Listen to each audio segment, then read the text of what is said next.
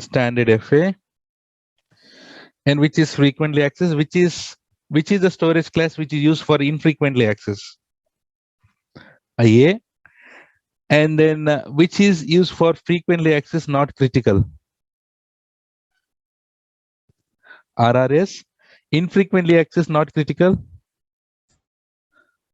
one zone, unknown access patterns,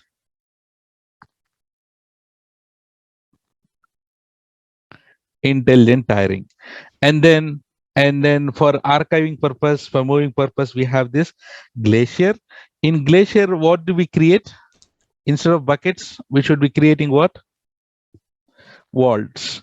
So, and in vaults we have archives, and each archive can be how much size? 40 terabyte size. How many vaults you can create? 1000 vaults.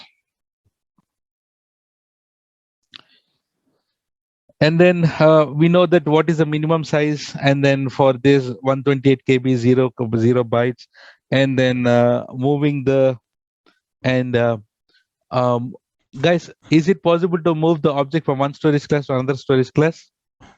Yes. What is that concept? LCM, life cycle manager, or life cycle rules. And then we discuss about access logs, server access logs, object logs, right? And then we discuss about life cycle. In life cycle management, we have two actions. What are those? In life cycle management, we have two actions. What are those? Transition and expiration, right? Transition and expiration. And then we discuss about the cost, and we discuss about the CRR. Nice. So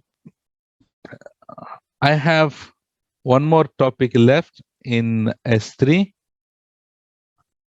Let us talk about that. Guys, can you please confirm? Can you see my screen and can you hear me well? Okay. So next important topic here is, let's talk about encryption. So guys, encryption meaning it is used for security purpose, right? So now I'm talking about this encryption. This is not only specific to S3, it's overall. This encryption is related to all the services. So guys, in general, these encryptions can be done in two ways.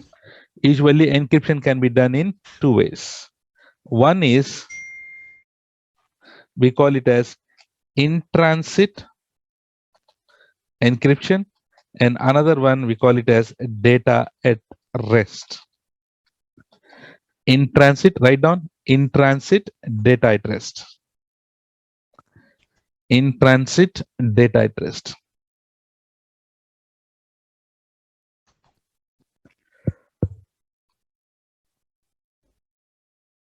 In transit data at rest. So what is the general meaning of in transit? In transit meaning?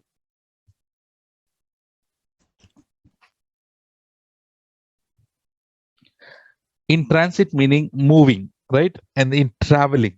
So guys, when is the data in traveling state? So whenever we use in the browser HTTP, the data is traveling to and fro, no?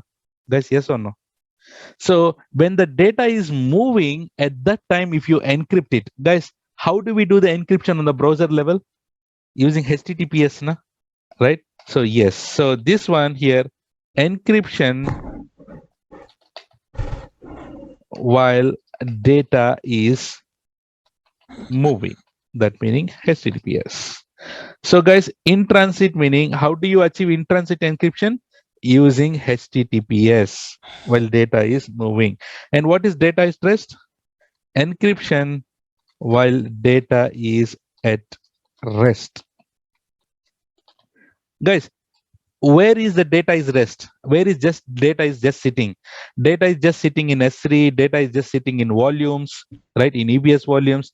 So these are called, right, data at rest. That means if you're doing, remember while creating the volume, I mean, while launching the EC2 instance, we have we can do the encryption for the volumes, na? That is called data at rest. And when you're enabling HTTPS on the load balancer, that is called in transit. So these are the, in general, two types of two ways that you can do the encryptions: in transit and data at rest. So do you remember how do we do the HTTP? Yes. What is the service in AWS where do we go and create the certificates, guys? Do you remember that? Amazon Certificate Manager. Guys, I'm talking about certificates, not the keys. ACM. Amazon Certificate Manager. So this is where you can generate HTTPS certificates.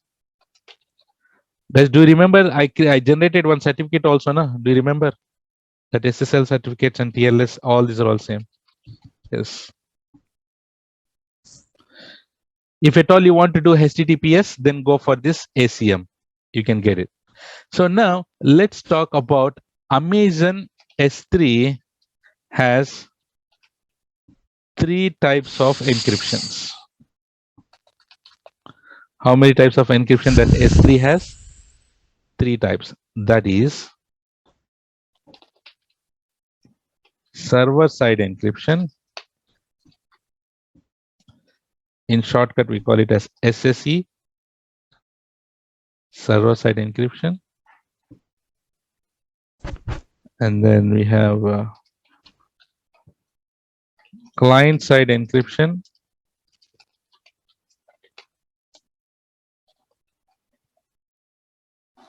And then we have in-transit encryption.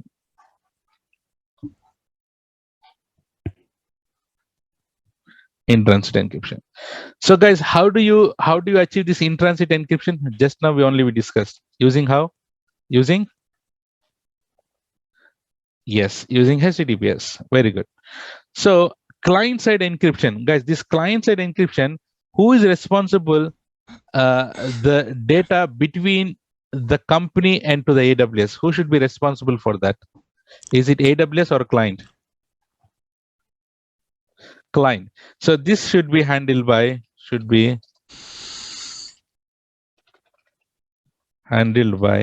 customer. We don't care. But let's talk about server-side encryption. Guys, in server-side encryption, basically we have again 3. SSC, we call it as SSC S3, SSC KMS, and SSC C. So we have 3 types of encryptions. So guys, in S3, do you remember, guys, when we do the encryption in EBS, there will be a default key. I said every service will have a default key. Do you remember that? Yes. For here also in S3 also you have a default key that is called AWS managed key, SSC S3. But if you want your own keys to get it from KMS. Remember, from KMS also we can create the keys, na? Yes, from KMS you can create the keys. And if you say the customer is providing, this is called customer provided keys. If the customer is providing the keys, use the keys and then encrypt it. So basically, most of the time, 99% people will go for the first one, which is called SSC S3. SSC S3. So guys, SSC S3, write down these 3 things: SSC S3, SSC KMS, SSC C. Write these 3. And it uses this algorithm called AES 256 algorithm. Advanced Encryption Standard.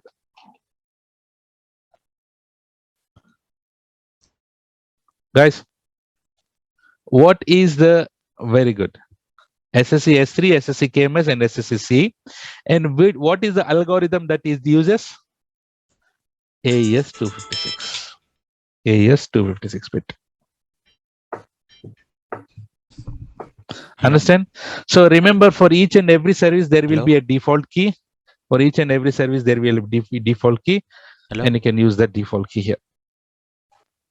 So now we have something called Guys, S3 data consistency model.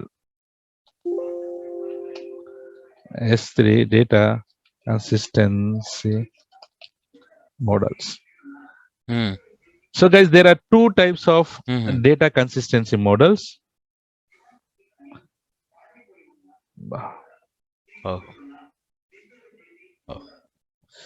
Okay, let me put it very simple for you. Let's say this is the bucket. For example, this is the bucket.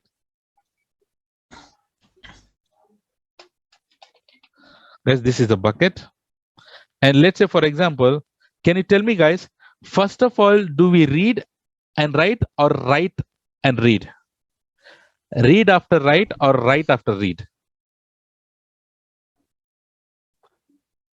Read after write only, na? First, we need to write, na, guys. So let's say, for example, we have puppy.jpg, right? So first we will write it and then we will read it, right? So here, that is the first consistency model that call it as read after write consistency for puts of new objects. Guys, this is a Pakka certification question. So you should not change this also. The read after write consistency for puts of new objects. Guys, puppy.jpg is a new object. Na? Put meaning is nothing but what? Put meaning upload only. Na? Guys, I'm putting it. Puts of new objects. Puts. Put is nothing but uploading. So that is one consistency model. You can read it immediately after writing it. That is called first model. Read after write consistency for puts of new objects.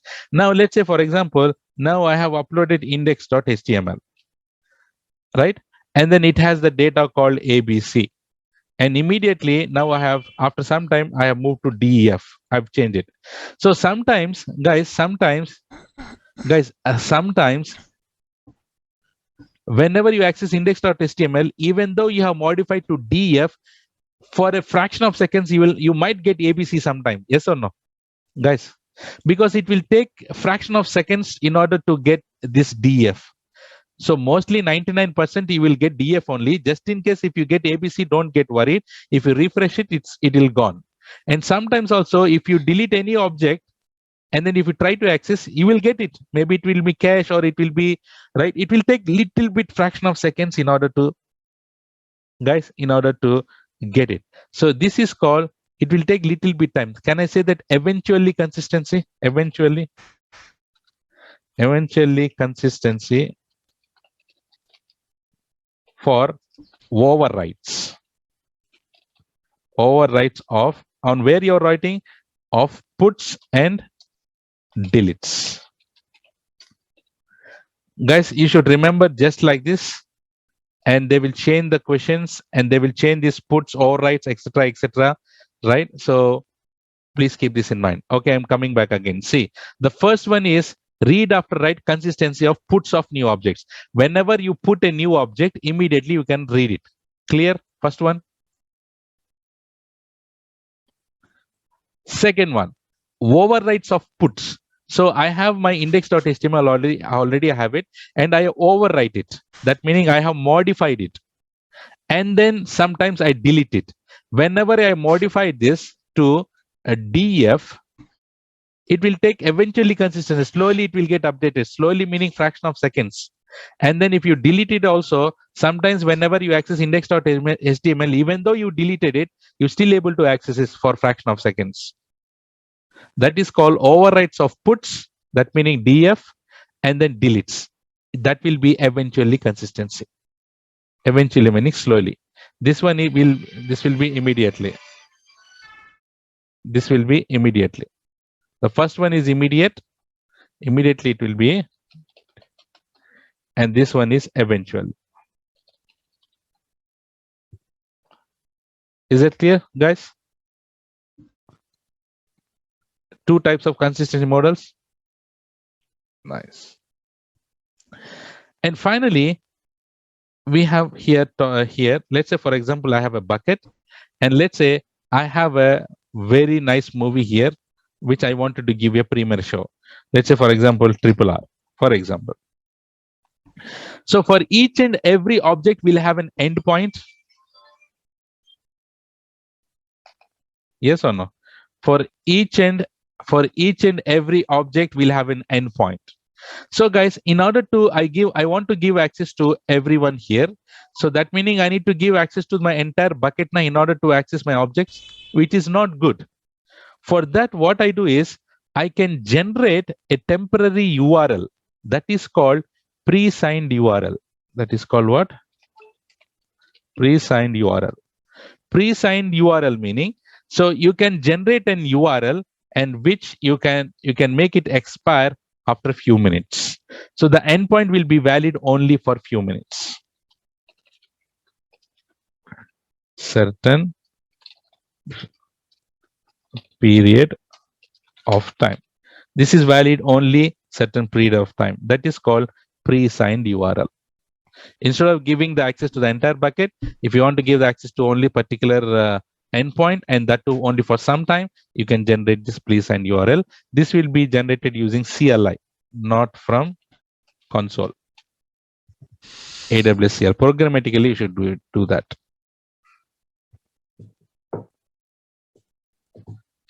Guys, is this clear?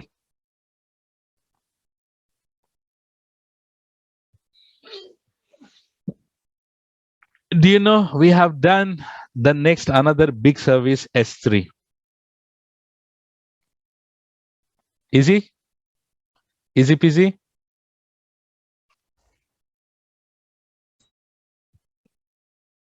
Nice. So without any, without pain, you had an injection, right, of this S3. Nice. Should we go ahead and then start doing practicals on S3? Practicals will be very simple, I'm telling you. It's all about, let us do some practicals there. Let me get.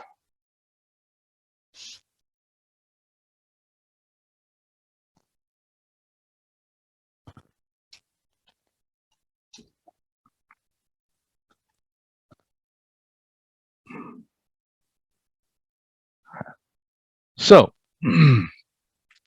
so should we go to S3? Just go to S3 and let me clean it up. So you might have something definitely here. So guys, you might have done Beanstalk practicals, right?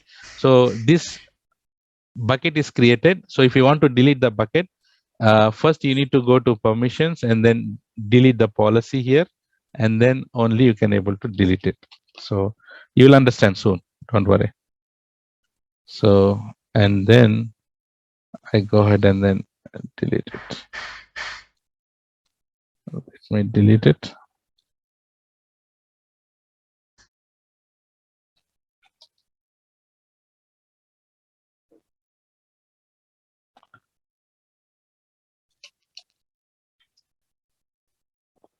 Okay, nice. I don't have any buckets now.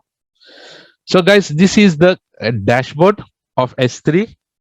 So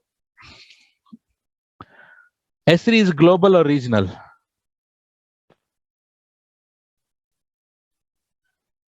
Do you see on top? So there is no region. There is no region here to select for S3. S3 is global, but we can create the buckets in regional. Yes, the buckets are regional. So now here, let me go ahead and then click on create bucket. Do you see this? Create bucket, create. Both are same. Let's click on create bucket. So by default, the bucket that you have created is public or private?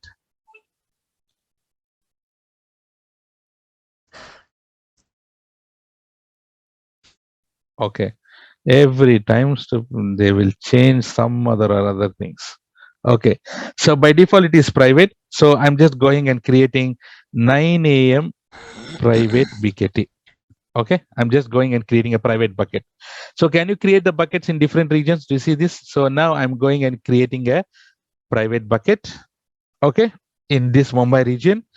And then copy settings from existing bucket. Do we have any buckets to copy any settings? Like in EC2, how we have launched more like this template. So if you have any other object, any other bucket that you want to have same configuration, you can select it. And here, just now I'm seeing this. It was not there yesterday also, right? So this is related to your access control list. So basically, ACLs is disabled by default. It is good. Don't enable it. So if you enable it, if you want to really give, owned by other AWS account, if you want to give access to other AWS account, then you should be using this. So bucket owner preferred, that meaning me only. So let's go ahead and then disable this ACLs that is recommended. So let us read it what it is here. Control ownership of objects written to this bucket from the other AWS account. So other AWS accounts, they want to write it, they want to upload or write any objects inside this. This is related to this ACL. So if you don't want any other account, accounts or other people from other accounts want to write it in your bucket, disable this. If you want, enable it and then give the account and give the details here. If object writer, the writer remains the object owner. Yeah. So let's go ahead and then disable this. So bucket owner is enforced, that meaning I have full rights on it. And then here, block public access settings for this bucket. So that meaning by default I said private. That meaning it is checked. See, it block all public access. But I uncheck it, what will happen? The bucket will become public. So by default it is checked. That meaning the bucket is private. So I'm creating a private bucket. So let us select this here. And then bucket versioning. Do you remember bucket versioning, guys? Bucket versioning by default, it is enable or disable? By default, it is disable. So if at all you want to enable it, but I'll enable it later. I'll create another bucket and show you about versioning. Tags, encryption. If you want to enable the encryption, just now we have discussed. Do you see that? SSC S3 and SSC KMS? Just now we discussed. So this encryption and decryption will be automatically handled and managed by S3 itself, AWS itself. You don't need to worry on it. So if you enable it, just enable it. Simple as. You don't need to do anything else. So it's just matter of enabling it.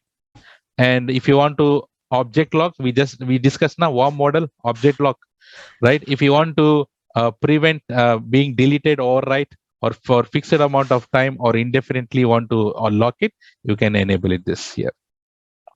It's based on your requirement, guys. So basically what I did here, I just gave the name. Can I give a name called test here? Let me try to create this. Is it possible to create it test here? No, I call it as test 1 2 3. This is also there. Test 1 2 3 bucket. See, my bucket already exists. So you should not give, you should give something really unique. Okay, so now I have 9 AM private bucket. So guys, and then I give the region, ACL is disabled, blocked it. Bucket versioning, I go and disable it, because for object lock, definitely you need to have a enabling versioning should be enabled for object lock. So I disable the versioning. I'll show you later. That's it. Do you understand this page? How to create a bucket, guys? So I click on here, create.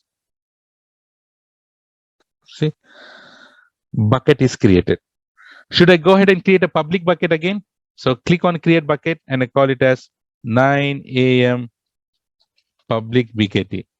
And this time, can I create it in different region like Ireland? Yes, I created. And then if it is public bucket, I should check or uncheck. Simple, uncheck it and you acknowledge it. Simple, bus. And then create it. Do you understand how to create public buckets and private buckets, guys? And do you see this? This is created in Mumbai and this is created in Ireland. And in private bucket, objects and bucket and objects are not public. Not public meaning it is strictly private. And 9 AM public bucket, objects can be public. That meaning whenever you upload an object inside this public bucket, that object will become public. So let's go inside this. And if I select this, what are the options do we have here? So copy ARN. Remember ARN? What is the full form of ARN?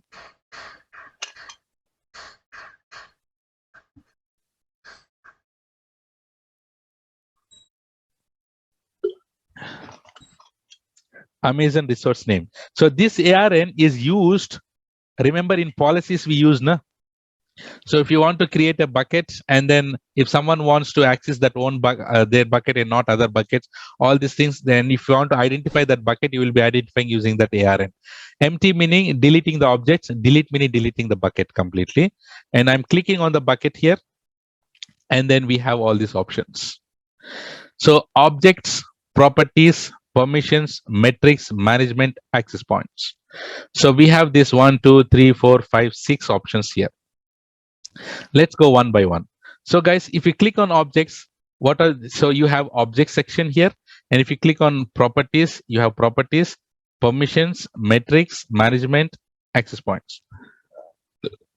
Let's go for objects. So this is a place where you can go and upload your objects. So what I do is I will go for,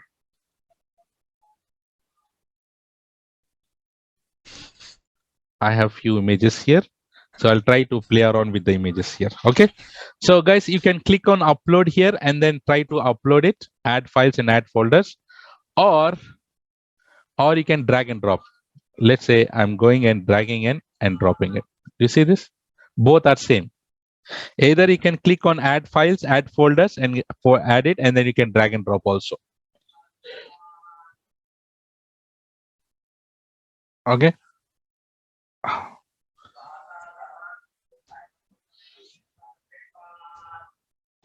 So here, if you come down, destination is this, and destination details.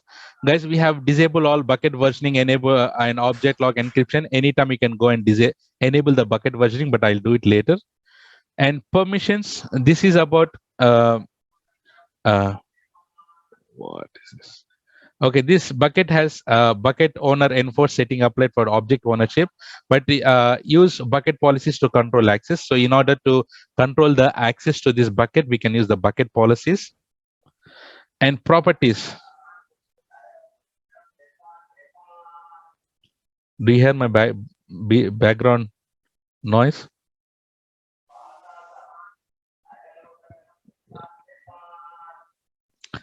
Okay. These guys using big mice and shouting. Okay. So guys, do you see this here? We have storage classes.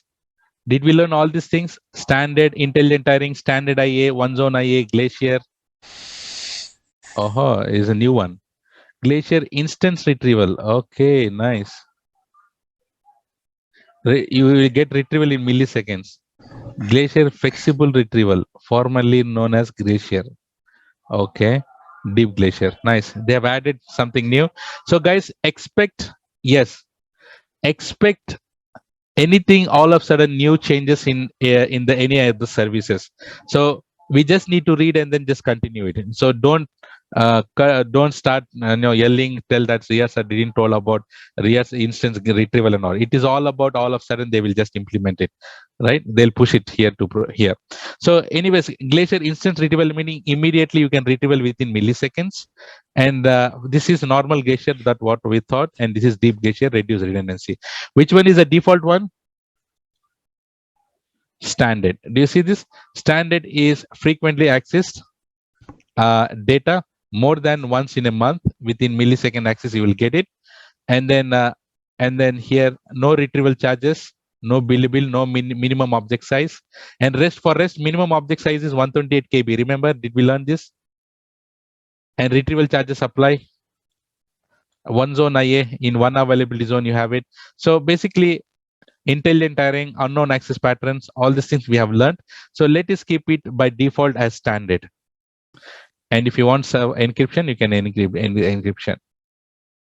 Guys, do you understood? So by generally, no one will touch everything here. So they just drag and drop and click on upload here. I click on upload. And on the right side, you have close, click on close. Do you understand how to upload the objects inside this S3 inside bucket? Just drag and drop. I'm doing it again. So select this two again, drag and drop, and then click on upload. That's it. And click on close. And you can drag and drop all, how many ever you want. Okay, so now let us select this object. So this is private bucket. This is private bucket.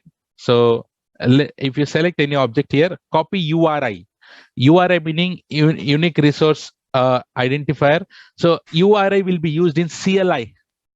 Do you remember CLI? Can we access? Can we create the bucket using CLI also, guys? CLI.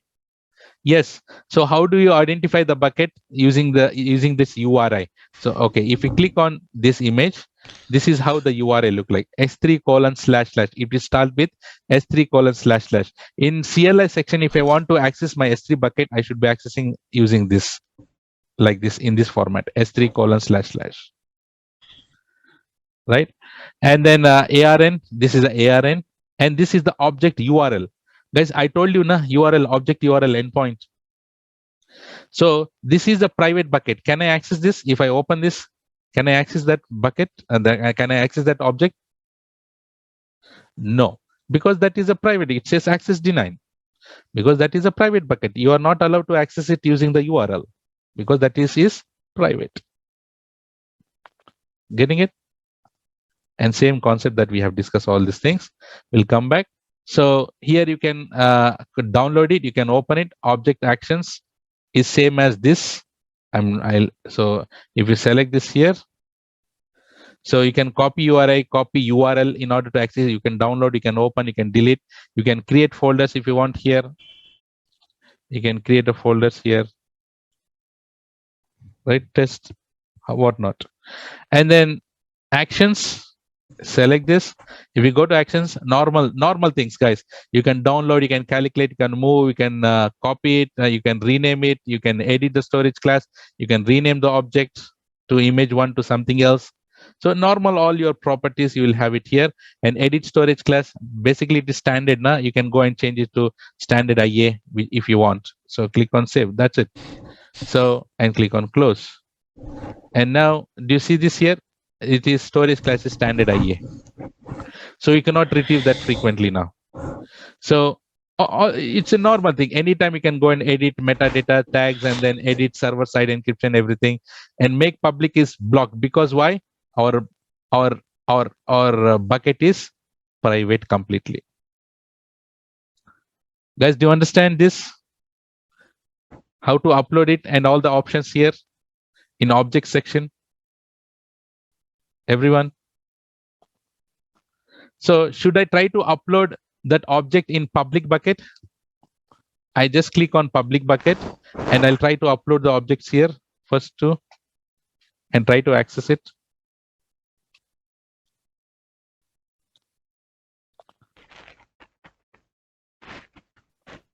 So I uploaded it here and then I click on close. So guys, now I'm in my public bucket and do you see this? There is a certification question here, guys.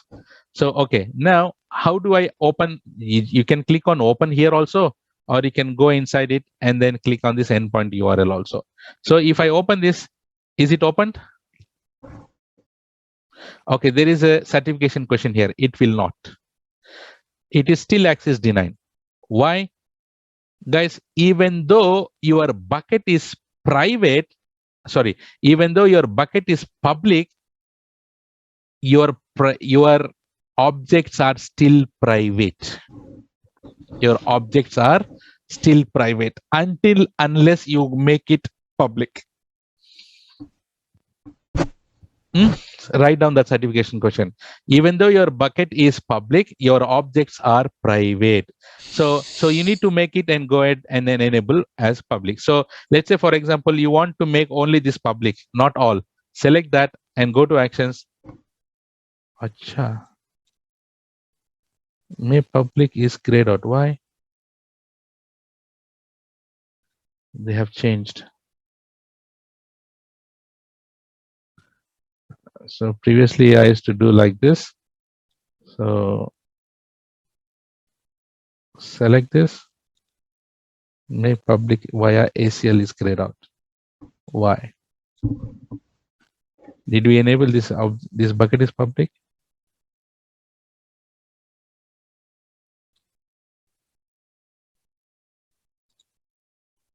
Yes, this bucket is public. So how to? So usually we used to give like this till yesterday, but now they have changed this. How to make the object public is via ACL. Huh? Let's see. So permission. Okay, we have something here. Permissions. This bucket has a bucket owner endpoint setting policy. When bucket owner is applied, use the bucket policies to control access. Acha. Okay, now they have changed it. Now the edit option is also gone. So in that case, should we create one more bucket and then try to disable that ACL policy? ACL. Let's do that. So 9 a.m. public BKT new. I say this and I make it to Mumbai. And this one, ACLs are disabled. We'll just go and enable it. So, yeah. Okay. Bucket ownership. Okay. Okay. I unblock this. I acknowledge it. And let's see. So I go here and try to upload a couple of files.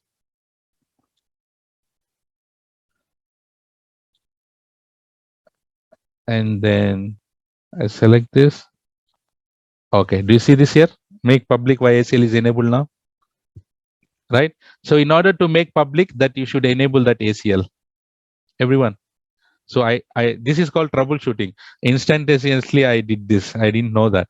So, okay, let's click on, okay, first of all, let's open this and see whether it is working or not. So I click on open and I see access denied. So now I just go ahead and what I do, select this and make public. Make public.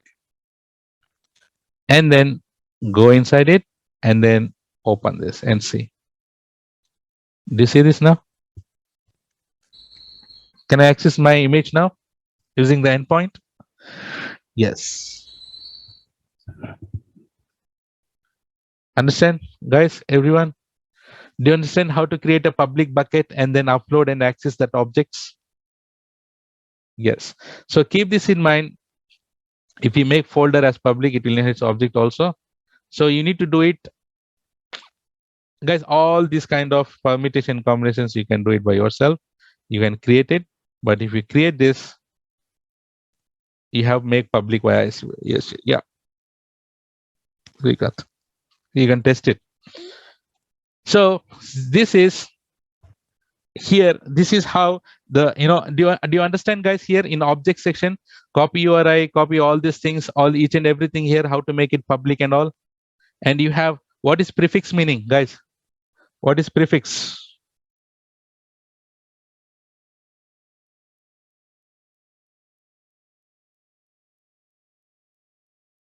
What is prefix?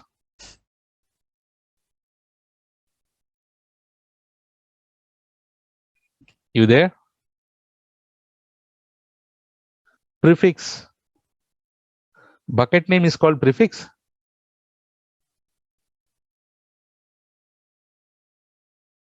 Subfolder. Very good, George. Subfolder. Object name. Wow. Amarendra. Object name is called prefix. So guys, subfolder is called what are, where are you guys? Hello. Where are your logic theory? Did I on the first day on S3 I just put the endpoint, I marked everything, na? Prefix is the subfolder, na? Right? Yes, prefix meaning subfolder, right? So you can here you have find objects by prefix. That meaning, so if you have any subfolder, you can find it. Basically, this is the call filter and search. You can search it. So guys, after this filter, after this search box, do we have anything else here? It's empty. So now we know how to create a bucket and how to create public private bucket, how to upload objects, how to make it public and how to make it private. So now let's talk about versioning a bit. So let me create another bucket called versioning. Okay. So 9 a.m. BKT versioning. So I create it here, enable this ACLs, and doesn't matter whether it is public or private. I'm talking about versioning. So here, do you see this here? Bucket versioning. I'll just go ahead and then enable it. Okay. And I click on create. So I go to bucket versioning, guys. And after this search box, do you see this here? You got something called show versions whenever you enable it. So let us play around with this here. So now I'll just try to go ahead and upload these two files. Yes. Okay. So if we click, if I uploaded these two files, that meaning how many latest versions will be there in this versioning? If I enable this. Okay. So see here, there will be only one because there is only one latest version, na? Guys. So if do you see this here? It is switch off and on button. So if I on, do you see the version ID? We have the unique IDs and we have only one version. This is the latest version. So now what I do is I just go and upload 1,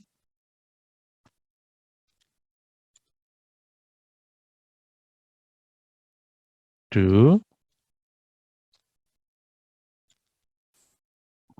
I'm uploading same files 3 times. And how many versions will be there? Right? And if I click on show versions, do you see this? I have 3 version and 1 latest version. So versions will be 3 coming to the latest. Do you see this? This is the first, the top one is the latest file, and these are the 3 versions I have it. Do you understand? And based on the last modified, you can find out which version is the latest one. See for this, so for 2 also, I have the versions here, right? So how many times you go and try to do it, those many versions will be created. Now, let's say, for example, someone went and deleted this. I'm deleting large image, underscore L image. Just go ahead and then delete it. Type delete it.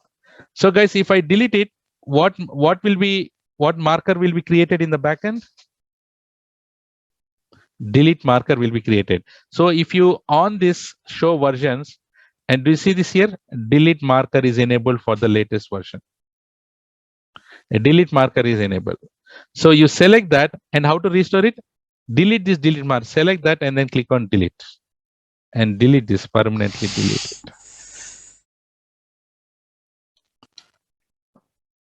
Delete it. So now if I come back, close this, and my 01 underscore L is back. Do you see this? Right? How easy to restore it? Yeah, it's like a recycle bin only. Do you understand? Right? So if you delete completely, so let's say, for example, someone has deleted all your original objects completely. Can you restore it? Delete objects. Everything got deleted, no objects. And simply show versions and select only the delete markers that you want to retrieve. And delete that completely. Delete that delete marker. Boom. Close and switch off this, and you can see the objects back. Do you understand the versioning?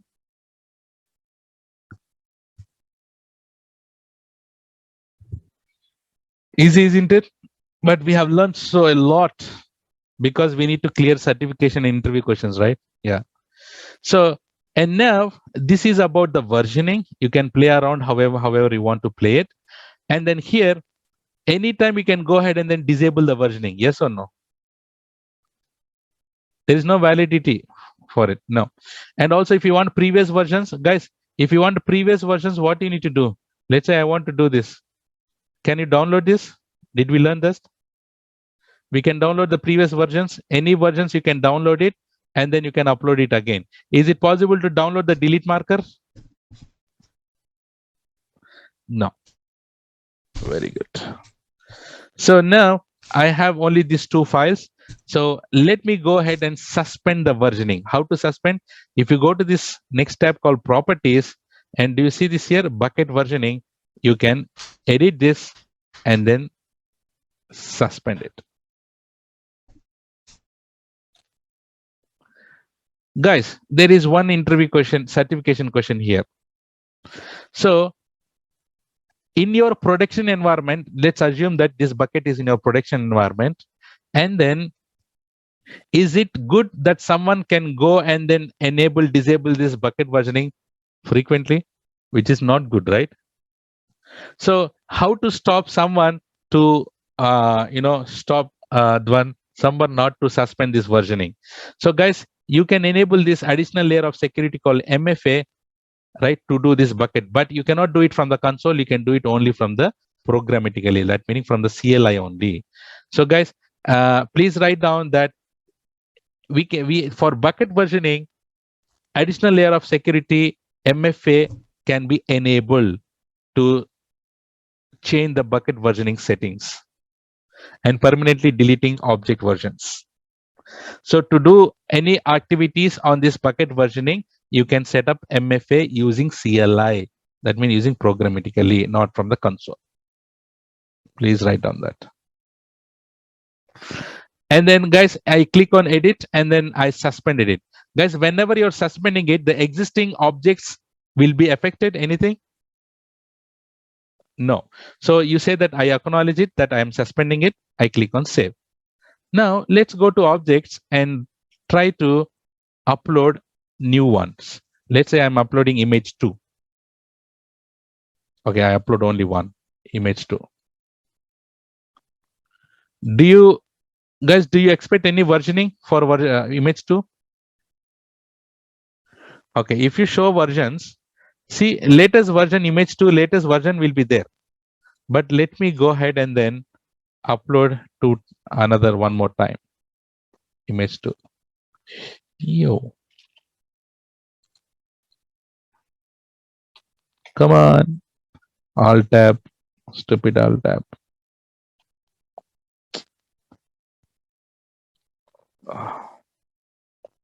I need to restart my laptop, huh?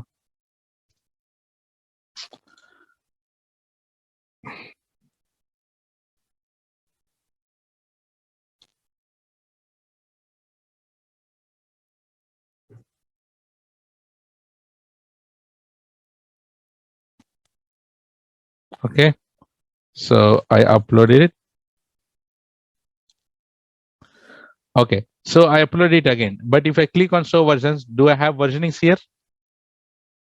Guys, no. So now someone went and deleted object, this image 2. I'm just going and deleting it. Can you restore it? No, but delete marker will be applied. Let's see. Do you see this? Delete marker is applied. But if you go and delete the delete marker, will you get it? Will you get image 2? No. Do you see this? Image 2 is not there. Now the image is suspended, guys. Sorry, now the versioning is suspended. But can I, if I delete my image 1, can I get it back? Let's see that. So I deleted my image 1 and I click on versionings and I see this delete marker here. I'm just going and deleting this delete marker and let's see whether we got back. Do you see this? Image 1 is back. Did we learn that existing objects will not be changed? Yes. So you can play around with this. You can suspend it. You can add it again. You can see it. You can download. You can do all kind of nasty things here for testing purpose, learning purpose. Is this clear on versioning part as we discussed in theory?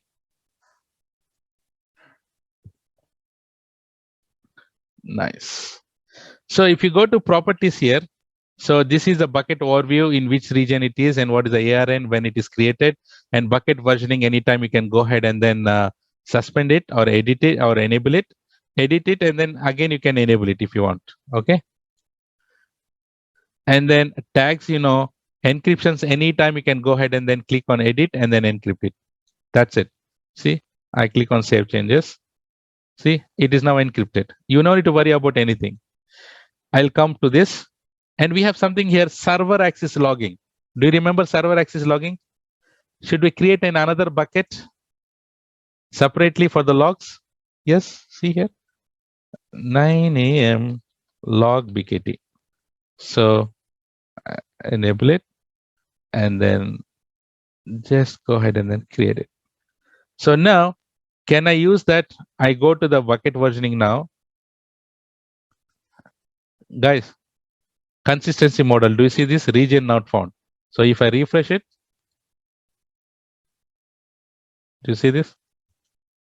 So here I'll go to the bucket versioning and go to properties. Now let's go ahead and then enable server access logging. So guys, now this bucket, 9 a.m. bucket versioning, whoever all is accessing my bucket, I want to know. And how to do that? You can enable the logs. How? Click on edit and enable it. Which bucket that you want to use it? Browse it. Which bucket? Log bucket. Choose path. Save changes. And whoever is accessing my 9 a.m. bucket versioning bucket, everything will be logged inside this another log bucket separately. Guys, this one is bucket logs. But if at all you want to do object level logging, how do you get object level logging?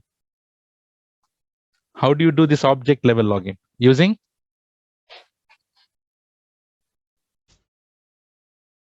object level logging, guys.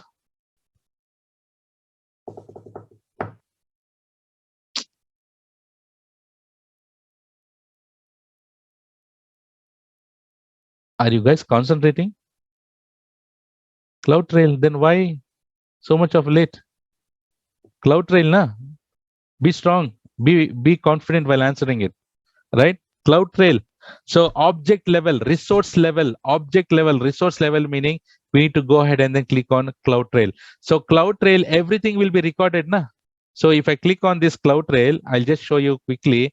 So everything, whatever we're doing is getting recorded. I'll show you where. So on the left side, do you see this event history? So do you see this here? Username Ria is now putting bucket logging, bucket policy, everything he's doing. See, whoever is doing, everything will get cached, everything will get recorded over here. And for auditing purpose, you can create an Athena table from here, or you can download this event and you can start searching, or you can just which resource, which resource name, what type, which service, everything will be get recorded over here, right? So this is CloudTrail. There's nothing in CloudTrail, just only all the logs will be there. But if you're interested with the separate logs, you need to create a trail and then give some name and give them S3 bucket exactly, and all the logs will be sitting inside this. So this CloudTrail, if you enable this, configure it, and if you select all these things, create CloudTrail, and all the logs, all the events will be generated over inside this trail. It just trail is nothing but it's type of folder. So all the events, instead of having it here, it will be inside the trail. So guys, you can filter it, you can look up with whichever attributes that you want, whatnot. Everything you will get it here. If at all you want to have object level API operations to be logged. Oh, they have added here also.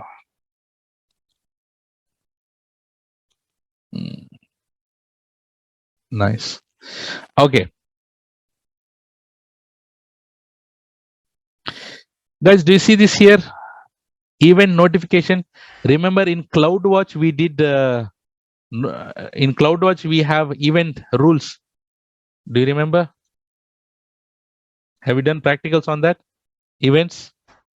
Yes. So that meaning if anyone is doing anything on EC2, that will get cached and you will get a notification. Yes or no? The same way here, if you want to do anything in AWS, in anything in S3, and if you want, so let's say, for example, someone is uploading it, someone is deleting it, someone is replicating it, someone is doing CRR, someone is doing encryption, someone is doing put, delete, post, whichever it is. And if you want to get a notification, you can create an event notification here. Let me do this here. Click on create event notification, give some name, Prefix meaning what? Subfolder. Yes. So you want especially to be get event to be captured only in the separate folder, or you want it for the entire bucket. It's up to you, right? And you can say that suffix also, like extension.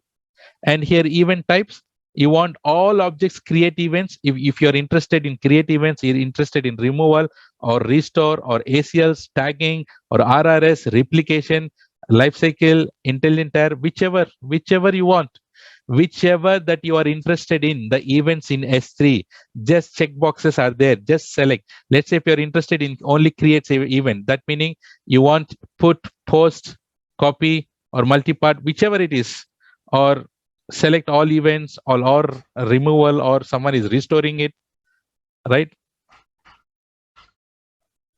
Right. So guys, here everything whatever you want to do, they have added a object expire also. So the restore object expired. Okay, there is a, okay, interesting. Once again, it's a good thing that they are adding new things. So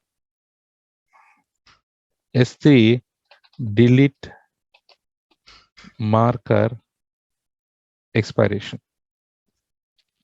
60 days. Someone was asking, guys, 60 days.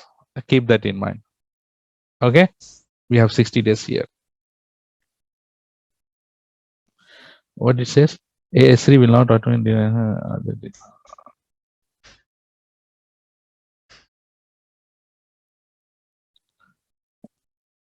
One second.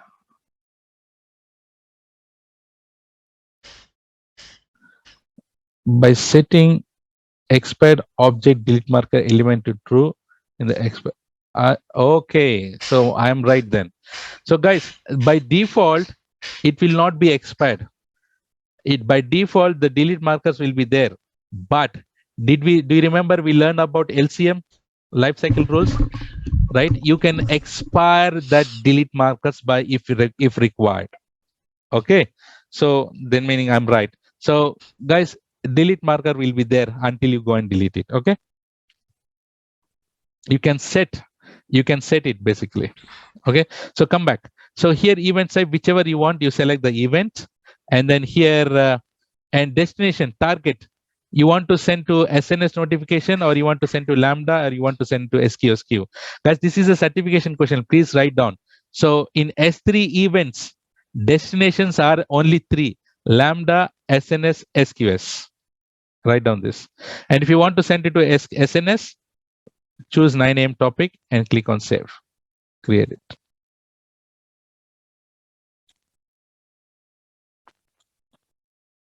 Did you wrote that? S3 event notification destinations are Lambda, SNS, and SQS.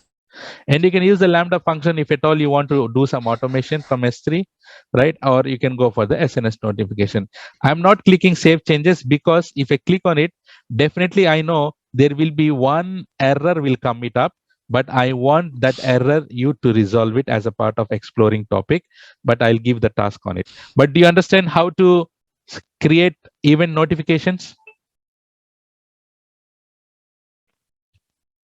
Is this clear on event notifications? Nice.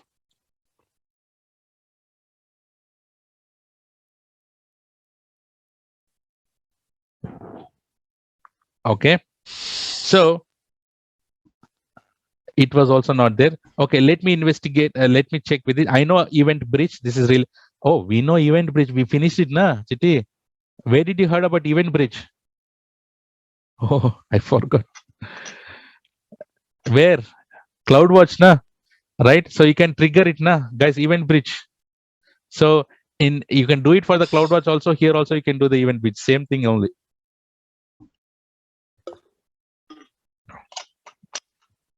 Same thing only.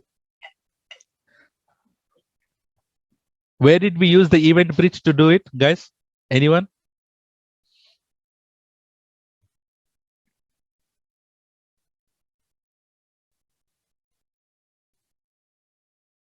If you want to schedule it, right? If you want to do some capture some events and all, so you can do that in event bridge, na? So we captured instant state notification, right? Here also we can capture S3 related events and you can send it to Lambda functions or whichever it is. It is same. If you click on this also, if you click on edit, so if you put it on, so this for this event bridge you can enable it. Yes. So transfer acceleration is really funny. Basically, transfer acceleration meaning, guys, see, we have different regions, yes or no? And we are sitting here in Hyderabad. I'm sitting in Hyderabad. And can you tell me, can I upload from Hyderabad to all regions? Can I upload my objects in any region if I want? In Ireland, Canada, whichever it is? Yes, I can do it.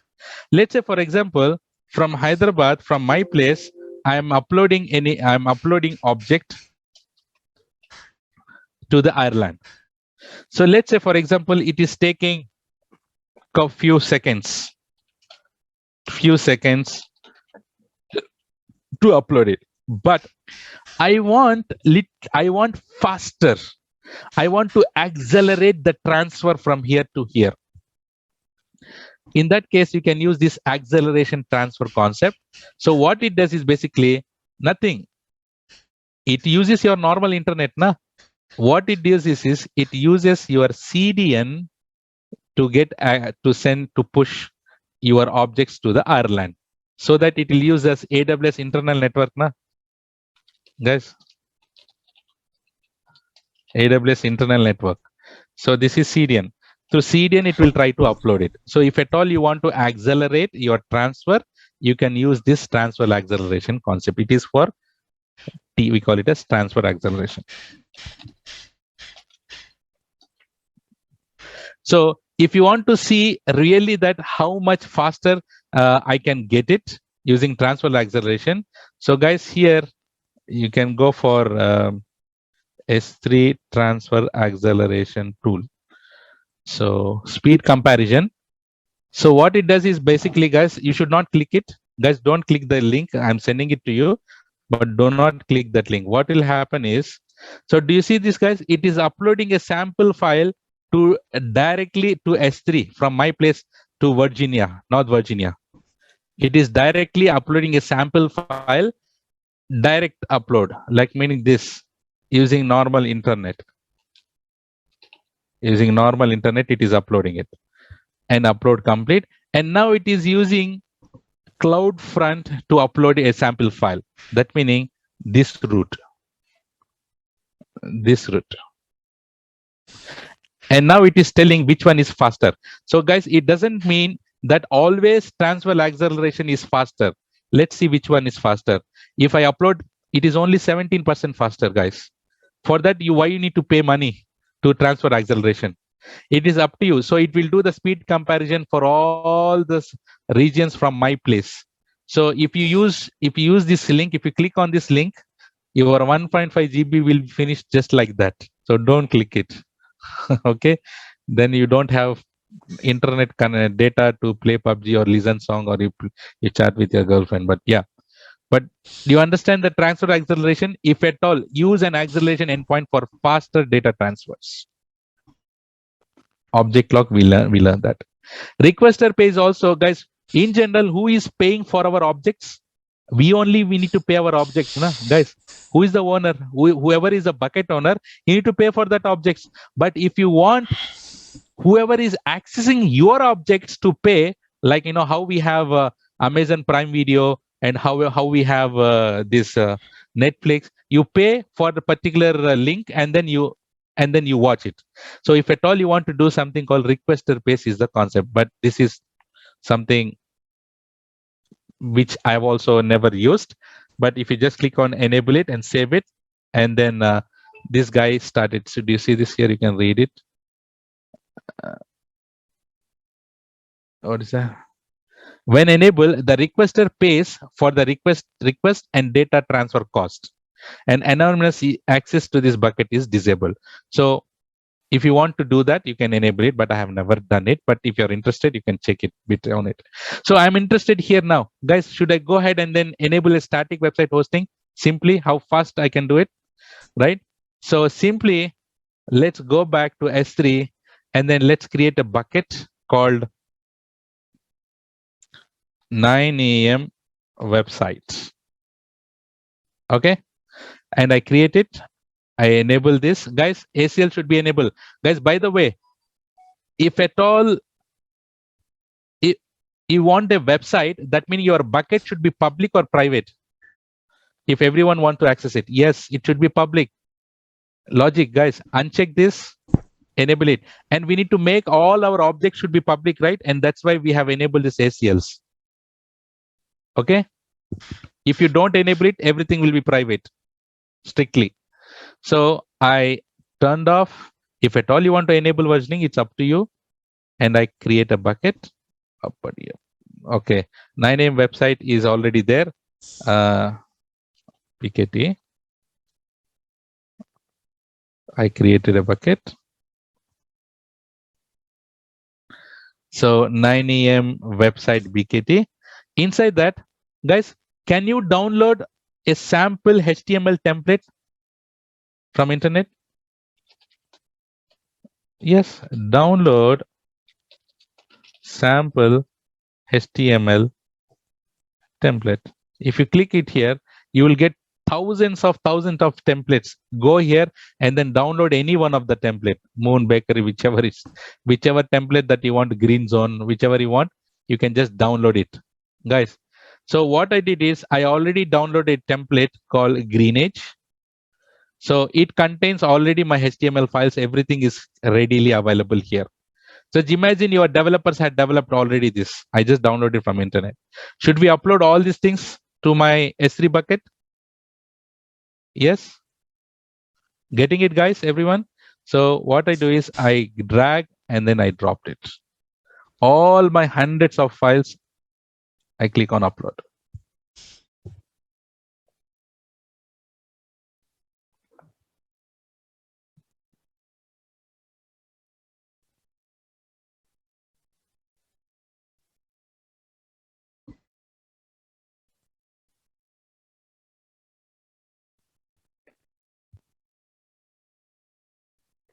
So it is done. I click on close. So guys, by default, all my objects are public or private, my objects.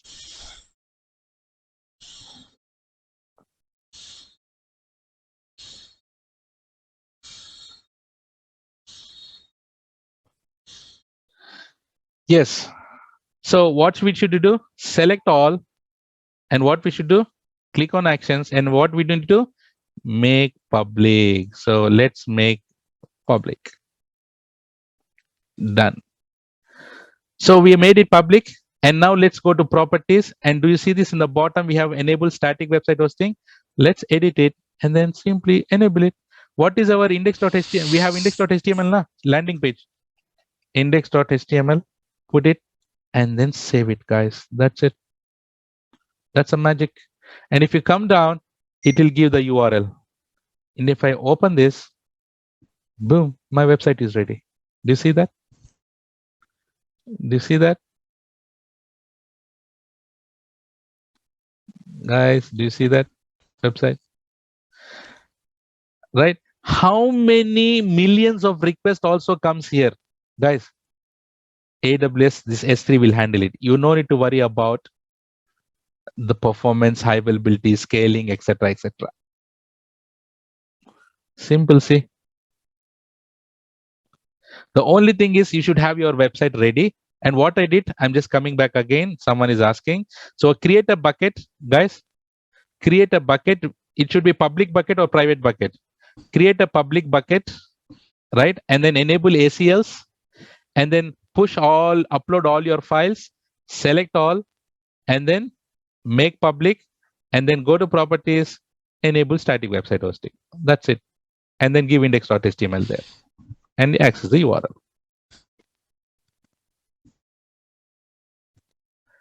Guys, understood? Let me stop it here. Will you do these practicals? Okay, so few sugar patients left. Right, it's okay. So here, the task for you here is, see here, create a private bucket and upload the objects. Yes, everyone? And create the public bucket and upload objects and access the object using the object URL. See how to do it. Go to actions. So here, enable ACL. And create a bucket. It can be public or private, and play with the versioning, guys. And suspend the versioning and perform few tasks. And guys, you should receive an event notification if anyone uploaded any objects inside the bucket. How do you do it? Do you remember using events? You should do it using events. Can you do the enable server access logs? Yes. Set up a static website hosting? Yes. Once you're done with this, delete all the buckets. Easy? Yes or no? Everyone. So do this task. I'm putting it. So take the task and take it. And I'll show you how to delete the buckets. So just select that, and first you need to empty it. Say permanently delete. Empty it, and then here click on delete bucket configuration. Call it and remove this and delete it. This is how you should be deleting it, guys. So first of all, copy the task first, and I have something also to tell you. Don't leave. Let me delete all these things.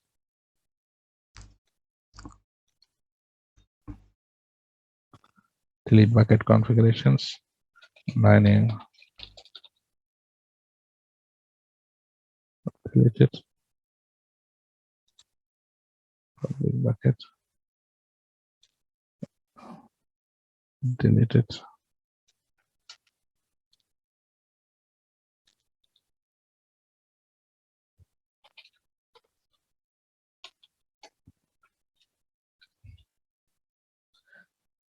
Previously it was very easy. Now they have changed many things.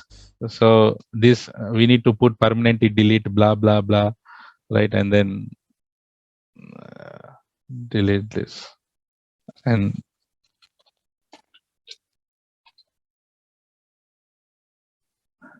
finally this 9 a.m. website.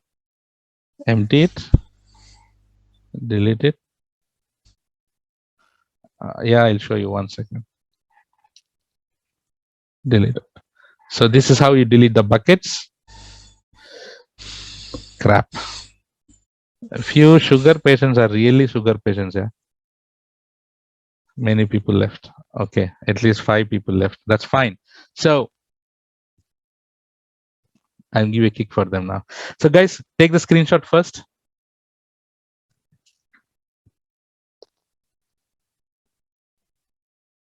This is done. And the second one, transfer acceleration.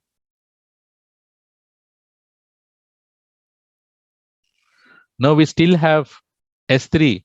We haven't done cores, CRR, LCMs and all. That will be the next topic. I mean, that will be the continuation. And guys, that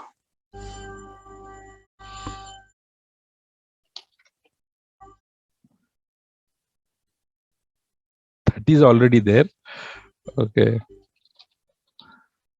So see here. So,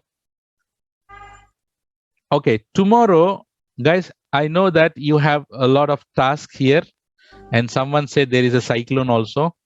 So should be off tomorrow. We have been continuously taking every Saturday. So should I give off tomorrow? So I'm giving off only to complete your task. As I'm giving off tomorrow, please complete the task as well. Hey guys, tell me honestly, how much time will it take to complete that task? Tell me honestly. 1 hour maximum. Everyone said 30 minutes to 1 hour hardly, right?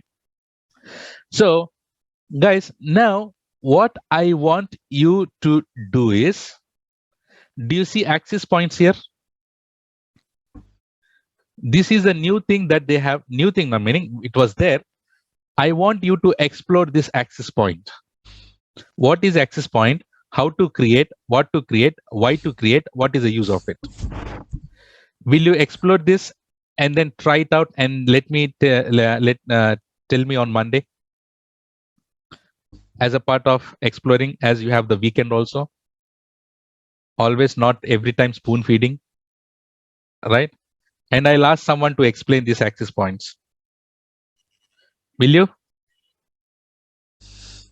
Because this, I'm telling you, these access points are important, because this access point is not only in S3.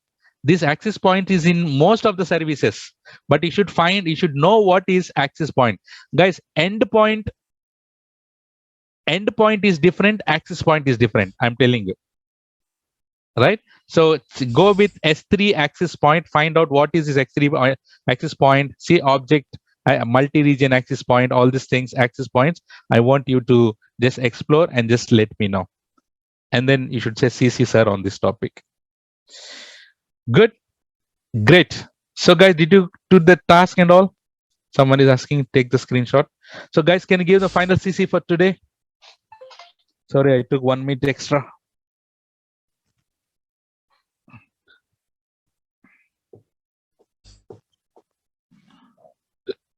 Great. So that is all, guys, for today, and I'll see you on Monday with the next topic. Until then, take care. Bye bye. Have a nice day and have a nice